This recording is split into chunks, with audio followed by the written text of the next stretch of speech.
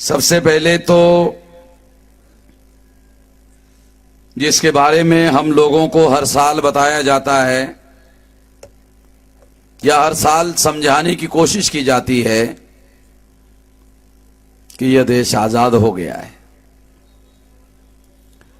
और इस देश के लोग आजाद हो गए हैं, ऐसा बताया जाता है।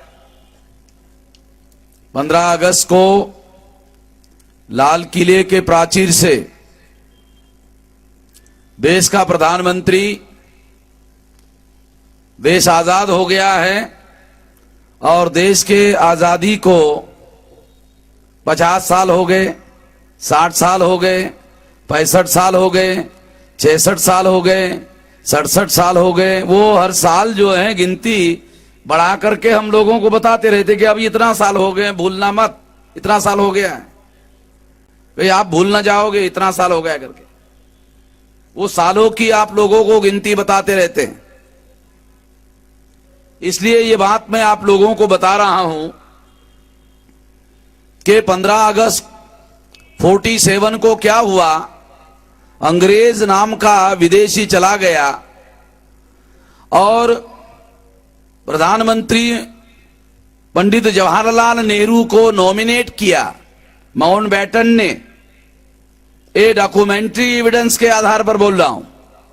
2 मार्च 1946 को माउंटबेटन ने जवाहरलाल नेहरू को प्रधानमंत्री नॉमिनेट किया। 2 सितंबर 1946 को और बाद में जवाहरलाल नेहरू के हाथों ट्रांसफर ऑफ पावर करके अंग्रेज लोग चले गए। यानी अंग्रेज नाम का विदेशी चला गया और ब्राह्मण नाम का जो दूसरा विदेशी था उसके हाथों में सत्ता सौंप कर चला गया। एक विदेशी चला गया, दूसरा विदेशी भारत का हुक्मरान हो गया। जो दूसरा विदेशी ब्राह्मण भारत का हुक्मरान हो गया वो हर साल लाल किले पर चढ़ जाता है और कहता है हम आजाद हो गए। बेवकूफ बना रहे हैं, गधे बना रहे हैं वो लोग, वो ब्राह्मण लोग हम लोगों को गधे बना रहे हैं, हम लोगों को बेवकूफ बना रहे हैं और हम भी बहुत महान लोग हैं, हम गधे बन रहे हैं, बेवकूफ बन रहे हैं। आप लोगों को याद है कि मैं सीधी और सपाट लैंग्वेज में बोलने का आदी हूं, क्योंकि आप लोगों को घुमा फिरा कर बात समझ में नहीं आती, तो मैं भी ऐसे सोचता हूं कि आपको सीधी सीधी बात बताई जाए, तो इसीलिए सीधी सीधी बोल रहा हूं। जब आपको घुमा फिरा कर समझ में नहीं आता है तो मैं भी सीधी बोल लेता हूं। साथियों, ये डीएनए के अनुसार यह प्रमाणित हो गया कि ब्राह्मणों का जो डीएनए है ये विदेशी लोगों से मिलता है, इसलिए ये भारत के रहने वाले लोग नहीं हैं, ये मूल निवासी नहीं हैं। और इसलिए यूनाइटेड नेशंस ऑर्गेनाइजेशन का कानून है किसी भी विदेशी को किसी दूसरे देश पर राज करने का अधिकार नहीं है। ये यूनाइटेड नेशंस ऑर्गेनाइजेशन का रूल है, कानून है। जब अमेरिका ने इराक पर हमला किया, अमेरिका ने इराक पर कब्जा किया, तो यूनाइटेड नेशंस ऑर्गेनाइजेशन ने अमेरिका को आदेश दिया कि आप ज्यादा देर इराक में नहीं रह सकते, आपको जाना होगा। तो इसी तरह से ये ब्राह्मण जो है यहां का विदेशी है और वो यहां पर राज करने का उसके पास अधिकार नहीं है। यही बात 9 अगस्त 1947 को 42 को गांधी जी ने जब क्विट इंडिया मूवमेंट, भारत छोड़ो आंदोलन शुरू किया, तो उस समय लंदन में चर्चिल प्रधानमंत्री थे। राजा साहब, उस समय विंस्टन चर्चिल प्रधानमंत्री थे। जब गांधी जी ने कहा भारत छोड़ो, तो गांधी जी को चर्चिल ने पूछा, गांधी जी किसको भारत छोड़ने के लिए बोल रहे हो? तो कहा आप अंग्रेज लोगों को। तो कहा क्यों? तो कहा आप लोग विदेशी हो, इसलिए मैं आप लोगों को भारत छोड़ने के लिए बोल रहा हूं। तो चर्चिल ने गांधी जी को याद दिलाई कि गांधी जी, आपको याद है आप 1914 तक साउथ अफ्रीका में थे और साउथ अफ्रीका में हमारे अंग्रेजों का ही राज था, और आप रेल के डिब्बे में फर्स्ट क्लास का टिकट लेकर बैठे थे, तो वहां हमारे अंग्रेज लोग बैठे थे, आपको सामान समेत उठाकर रेलवे स्टेशन पर हमारे अंग्रेजों ने सामान समेत को उठाकर फेंका था आप लोगों को, आपको मालूम है ना गांधी जी? तो कहा मैं कैसे भूल सकता हूं, ये तो मेरी जिंदगी की बहुत बड़ी घटना है, इसीलिए तो मैं बोरिया बिस्तर बांधकर साउथ अफ्रीका से भारत आया, नहीं तो मैं तो साउथ अफ्रीका में रहता। ये मेरे जिंदगी की बहुत बड़ी घटना है, मैं भूलने वाला नहीं हूं। चर्चिल ने कहा कि यह घटना बताने के लिए आपको नहीं बता रहा हूं, मैं आपको एक बहुत खास बात बता रहा हूं, क्योंकि ये रेलवे स्टेशन का उदाहरण देकर बताना चाहता हूं। चर्चिल ने गांधी जी को कहा कि रेलवे स्टेशन का एक नियम है, जो रेल रेलवे स्टेशन पर पहले आती है वो पहले चली जाती है, जो बाद में आती है वो बाद में चली जाती है। तो गांधी जी, तुम लोगों की रेल 2-2.5 हजार साल पहले यहां आई हुई है, हमारी तो रेल अंग्रेजों की 150 साल पहले आई है। ऐसा करो कि तुम्हारी जो रेल है पहले आई है, आगे ले जाओ, तुम भी चले जाओ भारत छोड़ के, मैं भी तुम्हारे पीछे पीछे चले जाता हूं, दोनों मिलके चले जाते हैं। यहाँ के रहने वाले जो मूल्यवासी है उन लोगों को भारत सौंप देते हैं। गांधी बनिया था। बनिया तो अनपढ़ और गवार जो होता है ना, वो भी दूसरों को चुना लगाने लायक होता है। गांधी तो बैरिस्टर था, यानी डबल बदमाश था, सिंगल बदमाश नहीं था। ये गुजरात में आकर बोल रहा हूं, कुछ लोग नरेंद्र मोदी को डरते रहते हैं। अरे नरेंद्र मोदी का जो परदादा है ना गांधी, उसके साथ भी साले कि मैं लड़ता हूं। ये नरेंद्र मोदी की क्या औकात है, उसकी कोई औकात नहीं मानता मैं। ये कच्छ के लोगों को मालूम है, पिछली बार मैं यहां आया था, ये नरेंद्र मोदी ने आदेश दे करके बोलने के लिए मेरे पर पाबंदी लगाई थी, फिर भी मैंने उसकी आदेश को नहीं माना। आखिर मजबूर होकर उन्होंने कहा कि मिश्राम को बोलने दो। अभी जिलाधिकारी कार्यालय ने आदेश दिया कि ये बोलने दो, नहीं तो ये अभी आने वाले बवाल खड़ा होने वाला है। अभी भविष्य में इन लोगों को मैं परमिशन दूंगा, ये मुझे क्या परमिशन देंगे भाई। अभी इनकी हालत में जो थोड़े ज्यादा समय नहीं है, मैं लगा हुआ हूं काम में। अभी प्राचा साहब भी और नक्शबंदी साहब भी मेरे साथ आ गए, ऐसा लग रहा है। अभी ज्यादा समय लगने वाला नहीं है, आ गए ने मतलब आ चुके हैं बोल रहे आ चुके हैं और आ भी चुके हैं और दूसरों को भी ला रहे हैं इसलिए ये जल्दी होने वाला है, ज्यादा समय नहीं लगेगा। साथियों, जो बात मैं आप लोगों को बताना चाहता हूं, तो वो लोग हम लोगों को हर साल लाल किले के ऊपर चढ़कर कहते हैं कि देश आजाद हो गया, देश की प्रजा आजाद हो गई। मैं बिल्कुल इस झूठी कहानी को नहीं मानता हूं, यह सबसे बड़ा झूठ है और इस झूठ को मैं बिल्कुल भी नहीं मानता हूं और सारे देश भर में ऐलानिया कह रहा हूं कि यह सबसे बड़ा झूठ है। अगर आजाद भारत का सबसे बड़ा झूठ अगर कोई है तो इस देश को आजादी मिली और इस देश के रहने वाले लोगों को आजादी मिली, इससे बड़ा कोई झूठ नहीं है और इसको मैं बिल्कुल मानने के लिए राजी नहीं हूं। और इसीलिए मैं ये कह रहा हूं कि भारत मुक्ति मोर्चा और वामसेप, ये संगठन हम लोगों ने मूल निवासी लोगों के आजादी के लिए बनाया है। अगर आजाद हो गए होते तो दूसरी आजादी की लड़ाई लड़ने के लिए ये संगठन हम क्यों बनाते। हम संगठन बनाया हमारी आजादी के लिए। ब्राह्मणों ने वर्ण व्यवस्था के आधार पर, जाति व्यवस्था के आधार पर, अस्पृश्यता के आधार पर, आदिवासियों के सेग्रीगेशन के आधार पर स्त्री को दास बनाकर इन लोगों ने हमारे लोगों को गुलाम बनाकर रखा हुआ है। ये मैं बहुत भली भांति जानता हूं और इसी के खिलाफ मैं लड़ रहा हूं और ये लड़ने का अधिकार भारत के संविधान ने मुझे दिया। आर्टिकल 19 के तहत ये मौलिक अधिकार मुझे दिया है। ये किसी के बाप का साले का दिया हुआ नहीं है। मैं कह सकता हूं मेरे बाप का दिया हुआ है, मेरे को कौन रोकने वाला है। किसी की औकात नहीं मानता हूं मैं, ये मेरे बाप का दिया हुआ संविधान का अधिकार है, कोई रोकने वाला नहीं है और मैं किसी की मानने वाला नहीं। हो क्या कर लोगे, ज्यादा से ज्यादा जेल में डालोगे, मैं तो खुद ही जेल में जाने की योजना बना रहा हूं। तो मुझे क्या जेल में जाने की डर लगाते हो भाई? मैं डरने वालों में से नहीं हूं। तुम मुझे, मैं 20 साल से कह रहा हूं मेरे को जेल में डालो, जेल में डालो, जेल में नहीं डाल रहे हो। अभी मैंने खुद ही प्लान बनाया, 2016 तक मैं खुद ही जेल भरो आंदोलन शुरू करने वाला हूं। डालो। तुम्हारे जेल में कितने लोगों की सारी रहने की आदत, रहने के लिए जगह है तो देखो, तो दिखाता हूं मैं।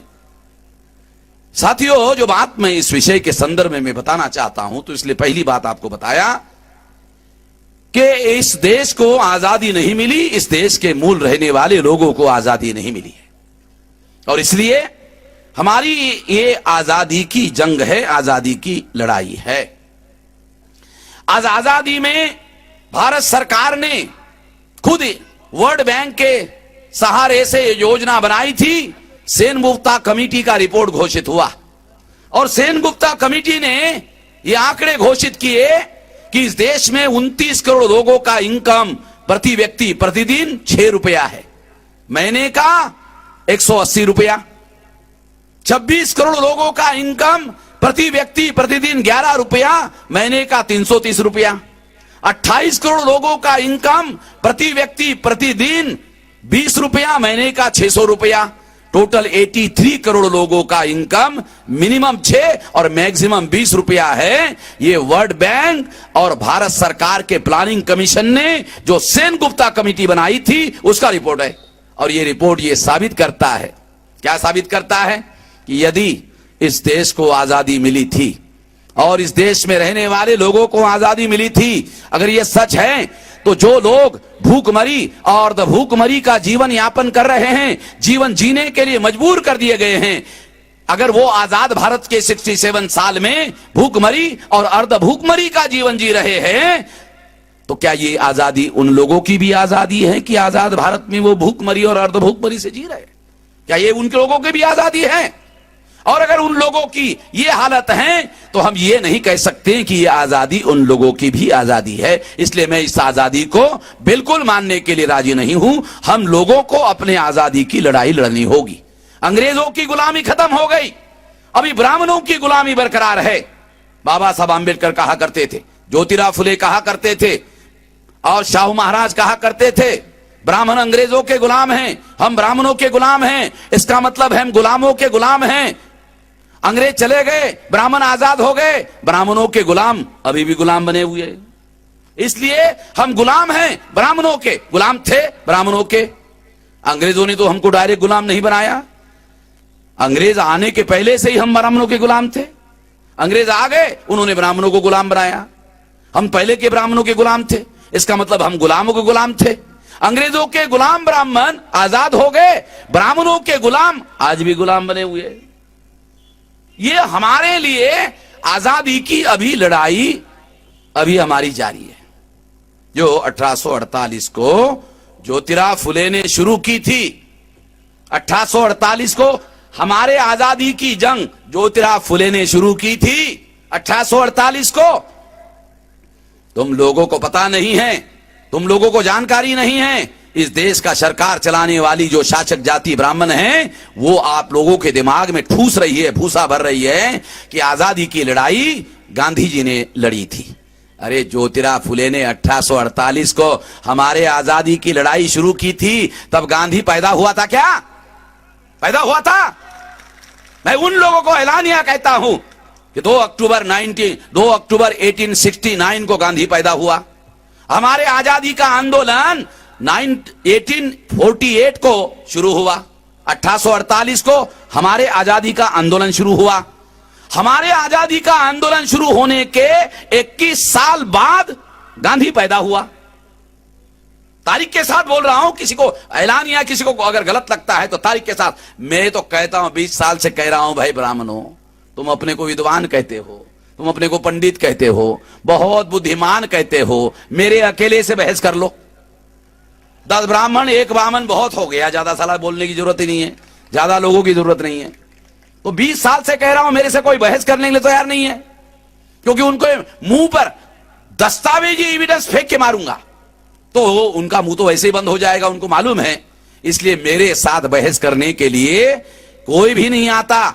शेड्यूल कास्ट के घरों में पंडित चला जाता है, शेड्यूल ट्राइब के घरों में पंडित चला जाता है, ओबीसी के घरों में पंडित चला जाता है, उसको बेवकूफ बनाता है। मेरे पास नहीं आता, उसके पास जाता है। बराबर है रबारी जी?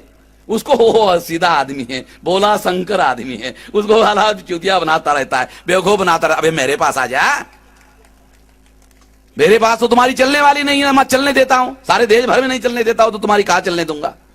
तो इसलिए अभी थोड़ा ज्यादा समय नहीं है, बहुत थोड़ा समय है अभी, 10 साल अभी आप लोग आराम से रहो 10 साल। अब 10 साल में मैं तुम लोगों का बंदोबस्त करने का पूरा प्लान बनाया हुआ हूं। जो कर लो, तुमसे जो कर लो, हमारी संख्या ज्यादा है, एक दिन जागृत हो जाएगा भाई। आज नहीं तो कल, कल नहीं तो परसों, परसों नहीं तो तरसों, अगर इस शुक्रवार को नहीं तो अगले शुक्रवार को, अगले शुक्रवार को नहीं तो अगले साल के शुक्रवार को, अगर अगले साल के शुक्रवार को नहीं तो अगले जुम्मे को, अगले जुम्मे को नहीं तो अगले साल के जुम्मे को, हो ही जाएगा। कहां जाएगा? तो जागृत हो जाएगा, क्योंकि हमारी कोशिश जारी है, हमारी लगातार कोशिश जारी है, हमारा प्रयास जारी है और हम अपने मकसद में ईमानदार है। अगर ब्राह्मण 3.5% है, अगर हमारी सत्ता आ गई तो हम बोलेंगे 3.5% ब्राह्मणों को 3.5% अधिकार मिलेगा। ले लो, तुम भी ले लो, तुम भी खुशी खुशी जियो। साले 3.5% 80% पर कहा भी साला, अपना तो ले लिया, हमारा भी ले लिया और सबका कब्जा कर लिया। मुसलमानों को तो देने का ही नाम नहीं बोलते, तुम तो जो है भंगार का काम करो, मुसलमानों को एक ठेका दे रखा है भंगार का करो। तो सारे देश भर में भंगार का काम जो है मैं कहते हुए जो है मुसलमानों के नौजवान लड़कों को, कोई पढ़े लिखे लोगों को कोई रोजगार देने के लिए तैयार नहीं है, योग्यता होने के बावजूद देने के लिए तैयार नहीं है। बल्कि अच्छे अच्छे पढ़े लिखे नौजवानों को आजकल तो जेलों में ठूसने का कार्यक्रम चल रहा है। ये तो मैं खुद जानता हूं, क्योंकि मैं खुद बहुत सारे केसेस में, मुसलमानों के नौजवानों के केसेस में मैं खुद लड़ रहा हूं, तो मैं इस बात को जानता हूं। इस तरह से साथियों, जो बात मैं आप लोगों को समझाना चाहता हूं, जो बात आप लोगों ने यहां पर विषय के तौर पर रखी कि तथाकथित आजादी के 67 साल तक वोट देने के बावजूद भी मूल निवासी बहुजन समाज के SC ST OBC और माइनॉरिटी समाज की समस्याओं का समाधान क्यों नहीं हुआ। तो पहली बात, सबसे बड़ी बात पहले नंबर की, कि आजादी का आंदोलन सभी लोगों के आजादी का आंदोलन नहीं था, ये ब्राह्मणों के आजादी का आंदोलन था, ये SC ST OBC माइनॉरिटी के लोगों को गुलाम बनाने का आंदोलन था, गुलाम बनाए रखने का आंदोलन था, ये ब्राह्मणों का वर्चस्व थोपने का आंदोलन था और हमारे लोगों पर गुलामी थोपने का ये आंदोलन था। ये आंदोलन इस तरीके से चलाया गया था। इसीलिए इसी वजह से जब ये आजादी का आंदोलन चलाया गया तो इस आजादी के आंदोलन के दौरान, तथाकथित आजादी के आंदोलन के दौरान लोकतंत्र स्थापित करने का मामला खड़ा हुआ। मैं ये इतिहास आप लोगों को बताना चाहता हूं। अंग्रेजों ने सोचा कि हमारे आने के पहले ब्राह्मणों को समस्त प्रजाजनों के लिए कानून बनाने का अधिकार है। आप लोगों को पता नहीं होगा, अंग्रेज आने के पहले समस्त प्रजाजनों के लिए कानून बनाने का अधिकार ब्राह्मणों के पास था और उन्होंने मनुस्मृति इसी तरह से बनाई। अंग्रेजों ने सोचा आज नहीं तो कल हम लोगों को भारत छोड़कर जाना होगा, जाने के पहले भारत में विधिमंडलों का गठन करना होगा। राजा साहब, आप सुप्रीम कोर्ट के लॉयर है, ये कॉन्स्टिट्यूशनल हिस्ट्री मैं बता रहा हूं हमारे लोगों को कुछ समझ में नहीं आता। ये कॉन्स्टिट्यूशनल हिस्ट्री है। ये भारत में जो डेमोक्रेटाइजेशन, लोकतांत्रिकरण करने के लिए अंग्रेजों ने पहल की और अंग्रेजों ने 1919 के एक्ट के तहत यहां के मूल निवासी लोगों को रिप्रेजेंटेशन देने का, SC ST OBC माइनॉरिटी के लोगों को रिप्रेजेंटेशन देने का कानून, पहला कानून 1919 को बनाया। बाल गंगाधर तिलक कांग्रेस के नेता थे, ब्राह्मण थे, उन्होंने हमारे लोगों को रिप्रेजेंटेशन नहीं मिलना चाहिए, विरोध किया। 1928 को साइमन कमीशन आया, उस समय गांधी जी कांग्रेस के सबसे बड़े नेता थे। फिर अंग्रेजों ने घोषित किया कि SC ST OBC के लोगों को लोकतंत्र में संख्या के अनुपात में प्रतिनिधित्व नहीं है, इस संख्या के अनुपात में प्रतिनिधित्व को बढ़ाया जाए। तो गांधी जी ने साइमन कमीशन चले जाओ का आंदोलन शुरू किया। ये बात हमारे SC ST OBC को भी पता नहीं है, ये बात मुसलमानों को भी पता नहीं है। बहुत सारे मुसलमानों को तो ये लगता है कि गांधी जी बहुत महान थे, क्योंकि उनको पता ही नहीं है वो कितने महान थे। उस समय के सबसे बुद्धिमान जो मुसलमानों के नेता थे वो कहते थे गांधी शैतान थे। उस समय के बैरिस्टर जीना, लियाकत अली, उस समय के जो मुसलमानों के नेता थे वो भी बैरिस्टर थे। केवल जवाहरलाल नेहरू ही बैरिस्टर नहीं थे, केवल गांधी बैरिस्टर नहीं थे, जीना भी बैरिस्टर थे, लियाकत अली भी बैरिस्टर थे, और भी बहुत दूसरे भी बैरिस्टर थे। बराबरी के टक्कर के थे, बराबरी में टक्कर देते थे, तो और सारी चीजें बारीक सारी चीजें जानते थे, समझते थे। और इसलिए वो लोग भी अपने को रिप्रेजेंटेशन की मांग करते थे। अंग्रेजों के द्वारा संख्या के अनुपात में एससी एसटी ओबीसी माइनॉरिटी के लोगों को 1928 में साइमन कमीशन के द्वारा यह मामला उठाया गया, और लोगों को रिप्रेजेंटेशन देने का मामला जब उठाया गया संख्या के अनुपात में, तो गांधी जी ने सोचा अगर इन लोगों को रिप्रेजेंटेशन मिल गया, अगर इन लोगों के एमएलए एमपी ताकतवर लोग चुनकर गए, तो आजादी में भी बराबरी का अधिकार होगा, बराबरी की हिस्सेदारी होगी। इसलिए गांधी जी ने साइमन कमीशन चले जाओ उसके विरोध में आंदोलन शुरू कर दिया, ताकि एससी एसटी ओबीसी माइनॉरिटी के लोगों को लोकतंत्र में अधिकार ना मिले, लोकतंत्र में प्रतिनिधित्व ना मिले।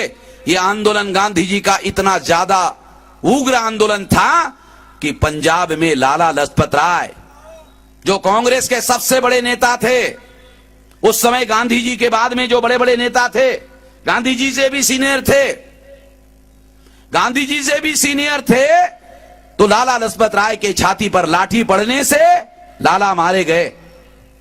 लाला लजपत राय मारे गए। जब लाला लजपत राय मारे गए तो आप लोगों को यह मैं बताना चाहता हूं,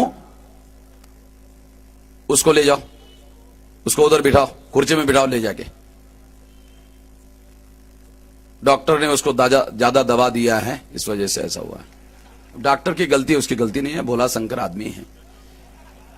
तो इसलिए हम लोग जो स्वस्थ लोग हैं तो बीमार आदमी की केयर करना चाहिए। तो इस तरह से साथियों, मैं आपको जो बता रहा हूं हिस्टोरिकल बात, क्योंकि आप लोगों ने ये सब्जेक्ट रखा इसलिए बता रहा, विषय रखा इसलिए बता रहा हूं, क्योंकि मेरी तो आदत है अनुशासन मानने की, मैं विषय पर बोलता हूं। इसलिए बता रहा हूं कि उस समय गांधी जी के द्वारा साइमन कमीशन चले जाओ का आंदोलन शुरू किया था, तो लाला लजपत राय पंजाब में उसके छाती पर लाठी पड़ने से लाला लजपत राय मारा गया। तो ब्राह्मणों ने इतिहास लिखा कि लाला जी आजादी के लिए शहीद हो गए। अगर वामन मेश्राम को इतिहास लिखने का अवसर मिल जाएगा तो मैं लिखूंगा लाला जी आजादी के लिए शहीद नहीं हुए, एससी एसटी ओबीसी और माइनॉरिटी को अधिकार नहीं मिलना चाहिए इसके लिए शहीद हुए। हमारे लोगों को पता ही नहीं है, जानकारी ही नहीं है। ये इतिहास है और डॉक्यूमेंट्री एविडेंस है, दस्तावेजी एविडेंस है। इसलिए मैं ऐलानिया कहता हूं, और किसी की औकात नहीं होती है जो मैं कह रहा हूं उसे गलत साबित कर दो। मैं ये सारे दस्तावेजी सबूतों का अध्ययन करने के लिए हर साल लंदन जाता हूं, क्योंकि अंग्रेजों के पास इन लोगों के सारे सीक्रेट दस्तावेज है।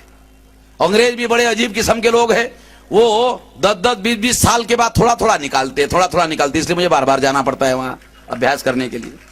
इनके बदमाशी के सारे दस्तावेज उन्होंने अपने पास रखे हुए हैं। तो मुझे भी बार बार कि मैं बार बार जाके पूछता हूं, वहां भी कितना निकाला आप लोगों ने बदमाशी का दस्तावेज, थोड़ा लाओ। रियलिटी बोल रहा हूं, क्योंकि इतिहास के बहुत सारे दस्तावेज उन लोगों के पास में है। तो इस तरह से ये बात हिस्टोरिकल बात है। ये लोकतंत्र में हमारे लोगों को प्रतिनिधित्व नहीं देना चाहिए, इसके लिए लड़ाई कांग्रेस के द्वारा लड़ाई जाई थी। इसका मतलब है आजादी का आंदोलन, हमारे आजादी का आंदोलन तो था ही नहीं, लोकतंत्र में भी हमारे लोगों को हिस्सेदारी ना मिले, इसके भी आजादी के दौरान ही, आजादी के आंदोलन के दौरान ही व्यवस्था हो रही थी।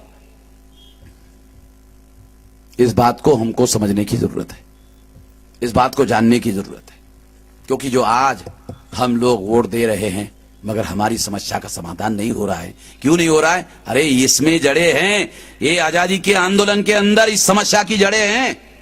समस्या की जड़ अगर मालूम नहीं होगी तो समस्या का समाधान कहां से होगा, कैसे होगा?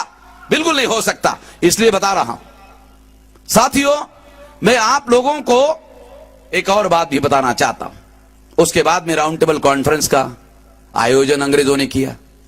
राउंड टेबल कॉन्फ्रेंस में गांधी जी को अंग्रेजों ने बुलाया, गांधी जी नहीं गए।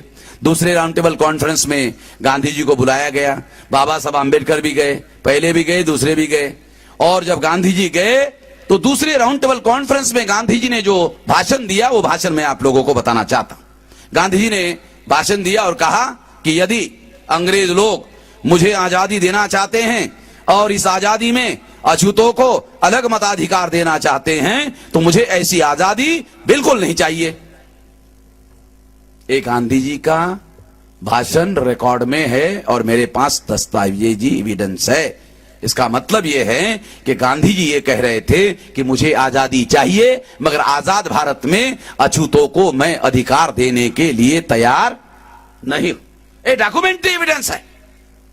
और कोई कांग्रेसी जिसको मैं कहता हूं आ जाओ मेरे साथ बहस करो, बोलता नहीं कुछ गलतियां हुई है, मगर वामन मेश्राम डंका बजाकर सारी दुनिया को बोल रहा है, ये अच्छा नहीं है। अबे सच में बोल रहा हूं दुनिया को, कोई गलत बात बोल रहा हूं। डंका लगाकर नहीं बोलूंगा तो मालूम कैसे होगा? मैं तो बैंड बाजा लगाकर सारे देश भर ढूंढ के बता रहा हूं, क्योंकि हमारे लोगों को साइलेंट सुनने की आदत नहीं, बैंड बाजा लगाकर ही हर चीज करते हैं हमारे लोगों। तो इसलिए मैं भी डंके की चोट पर ही बताने का आदी हूं। तो इस तरह से हमारे लोगों को लोकतंत्र में अधिकार देने के लिए राउंड टेबल कॉन्फ्रेंस में भी गांधी जी ने, और आप हैरान हो जाओगे सुनकर प्राचा जी, गांधी जी हमारे लोगों को अधिकार देने का विरोध कर रहे थे। और कब कर रहे थे? बाबा साहब आम्बेडकर उपस्थित थे, सामने थे, आमने सामने बाबा साहब आम्बेडकर के सामने, कि हम इन अछूतों को अधिकार देने के लिए तैयार नहीं है, सामने बोल रहे थे। इससे आप अंदाजा लगाओ गांधी जी केवल बदमाश नहीं थे, बदमाशी की इंतहा थी भाई। बाबा साहब आम्बेडकर के सामने बोल रहे कि आपको देने के लिए तैयार नहीं हम लोग। आदमी को बदमाश होना चाहिए, मगर बदमाशी की हद होनी चाहिए ना, है? बदमाशी की हद होनी चाहिए कि नहीं? बाबा साहब आम्बेडकर के सामने गांधी कह रहा था कि हम आपको अधिकार देने के लिए तैयार नहीं है। इसलिए बाबा साहब आम्बेडकर ने गांधी की ऐसी हजामत की, बगैर पानी लगा के हजामत की, क्योंकि गांधी के सर के ऊपर बाल नहीं थे। वो इस तरह चलेगा तो साली चमड़ी निकलेगी, बाल तो थे नहीं। तो गांधी जी को मिर्ची लग गई थी, रिकॉर्ड में है। गांधी जी ने कहा, रिकॉर्ड में है, गांधी ने कहा कि हम भारत के नेता लोग यहां अंग्रेजों से लड़ने के लिए आए, मगर हम आपस में लड़ रहे। अबे तू खुद ही लड़ाई शुरू कर रही है, और अम्बेडकर के दोष दे रहा है, दया लड़ाई पहले खुद ही लड़ रहा, खुद ही आपस में लड़ाई कर रहा, और तू दूसरे को दोष देने की बात कर रहा है। गांधी ने कहा कि हम लोगों को, नेताओं को, भारत के नेताओं को जो आए हुए हैं, आपस में सलाह मशवरा करने के लिए अवसर दो। तो प्रधानमंत्री रैमसे मैक्डोनाल्ड थे, उन्होंने कहा गांधी जी बहुत अच्छी बात है, आप अगर आपस में सलाह मशवरा कर लो अच्छी बात है, हमारी सरदर्दी तो कम हो जाएगी, चलो कर लो, ठीक है, एक दिन आप लोगों को दे देते हैं। गांधी जी ने दूसरे दिन मुसलमान नेताओं को अपने घर में खाना खाने के लिए बुलाया, और मुसलमानों को खाना खिलाने के बाद में मुसलमानों को कहा कि आपकी सारी बातें मुझे मंजूर है। मुसलमान नेता मौलाना शौकत अली उस डेलीगेशन के नेता थे।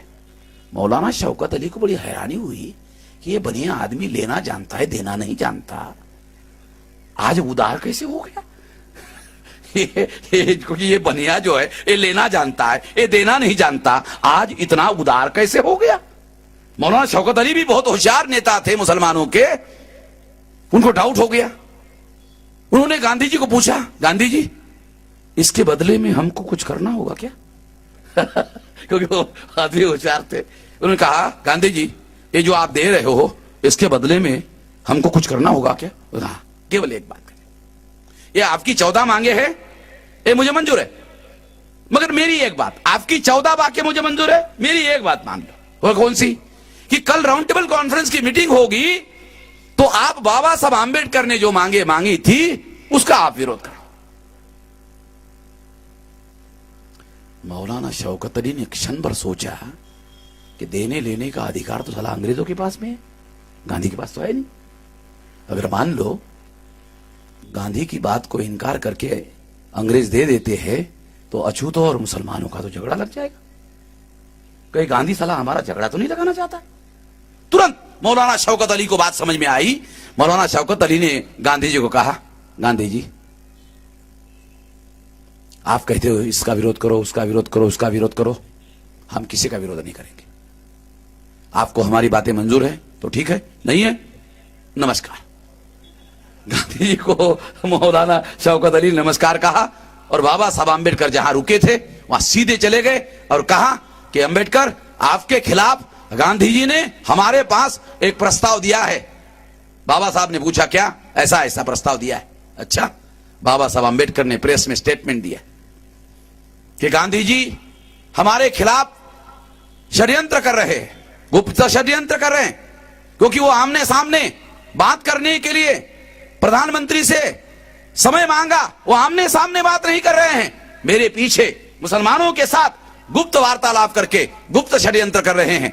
मैं गांधी जी को ये चेतावनी देता हूं कि यदि वो हमारे खिलाफ इसी तरह से षड्यंत्र करते रहे तो दुनिया के मंच पर मैं गांधी जी आपको नंगा किए बगैर छोड़ने वाला नहीं हूं। इसलिए मेरा ये अनुरोध है बाबा साहब, मेरा ये अनुरोध है, मेरी रिक्वेस्ट है गांधी जी कि हमारे खिलाफ में षड्यंत्र करना छोड़ दे, नहीं तो मुझे दुनिया के मंच पर आपको नंगा किए बगैर मुझे मजबूरी में आपको नंगा करना होगा। ये नंगा करने के बारे में एक बात बताता हूं। गांधी जी के कमर के ऊपर कपड़ा नहीं होता था, घुटने के नीचे भी कपड़ा नहीं होता था, थोड़ा सा हिस्सा ढका हुआ होता था, तो बाबा साहब को नंगा करने के लिए ज्यादा मेहनत करने की भी जरूरत नहीं थी।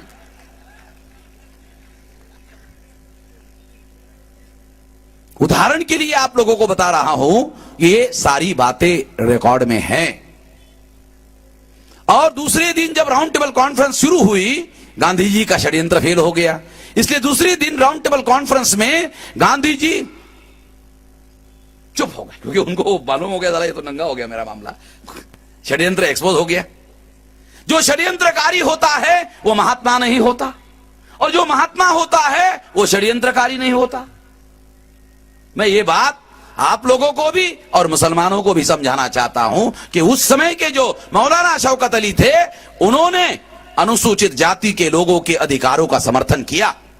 मैं अनुसूचित जाति, जनजाति, पिछड़े वर्ग के लोगों को यह कहना चाहता हूं, राउंड टेबल कॉन्फ्रेंस में जब ये लड़ाई हो रही थी, मौलाना शौकत अली ने बाबा साहब आम्बेडकर का समर्थन किया। इसकी बदौलत राउंड टेबल कॉन्फ्रेंस का जब रिजल्ट आया 17 अगस्त 1932 को कम्युनल अवार्ड डिक्लेयर किया गया और हमारे लोगों को सेपरेट इलेक्टोरेट का अधिकार मिला। मुसलमानों की भी हमारे ऊपर इसके बारे में मेहरबानी है। ये बात मैं आप लोगों को ऐलानिया कह रहा हूं, ये बात डॉक्यूमेंट्री एविडेंस है। यदि उस समय के मुसलमान नेताओं ने विरोध किया होता तो शायद हम लोगों को अधिकार नहीं मिलते। हमको ये बात मैं आप लोगों को इसलिए बता रहा हूं कि खासतौर पर एससी एसटी ओबीसी के लोगों को बता रहा हूं कि ब्राह्मण लोग हम लोगों को हिंदू बनाने के लिए मुसलमानों के खिलाफ इस्तेमाल करते रहते हैं, और जब वो इस्तेमाल करते रहते हैं तो आप लोगों को याद रखना होगा कि लड़ाई में मुसलमानों ने हमारे संवैधानिक अधिकार हमको मिलने चाहिए, इसके लिए हमारा समर्थन किया था। और इस वजह से 17 अगस्त 1932 को सेपरेट इलेक्टोरेट का अधिकार मुसलमानों के समर्थन की बगैर समर्थन की वजह से हम लोगों को मिला था। यह बात हम लोगों को नहीं भूलनी चाहिए। दूसरी बात मैं मुसलमानों को भी कहना चाहता हूं कि 1932 में मुसलमान मौलाना शौकत अली और उनका डेलीगेशन बाबा Saheb Ambedkar round table conference में मिलजुल कर लड़ाई लड़ रहे थे, तो गांधी जी को भारी पड़ गए थे, कांग्रेस को भारी पड़ गए थे, और उस समय लड़ाई जीतकर वापस आए थे। और जब वापस आए तो मेरे पास डॉक्यूमेंट्री एविडेंस है, मौलाना शौकत अली और बाबा साहब आम्बेडकर का खिलाफत हाउस अभी भी बॉम्बे में है। खिलाफत हाउस में हमारे लोगों ने और मुसलमानों ने ज्वाइंटली मौलाना शौकत अली और बाबा साहब आम्बेडकर का ज्वाइंटली स्वागत किया था।